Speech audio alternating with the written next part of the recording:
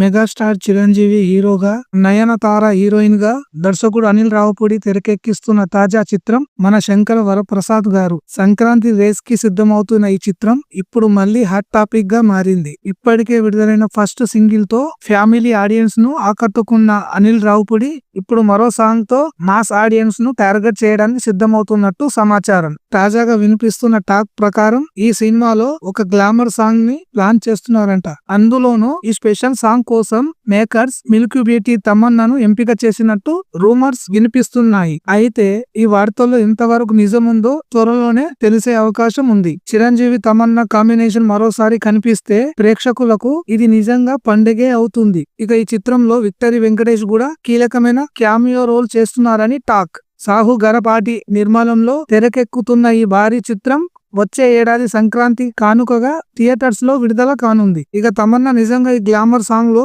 భాగమవుతుందా లేదా అన్నది తెలుసుకోవాలంటే మరికొద్ది రోజులు వేచి ఉండాల్సిందే. మరి ఈ అప్డేట్ పై మీ అభిప్రాయం ఏమిటి? కింద కామెంట్ సెక్షన్ లో తెలియజేయండి. ఇంకా ఇలాంటి సినీ అప్డేట్స్ కోసం టాలీవుడ్ రిపోర్ట్ ఛానల్ ని లైక్ చేయండి, షేర్ చేయండి, సబ్స్క్రైబ్ చేయడం మర్చిపోకండి.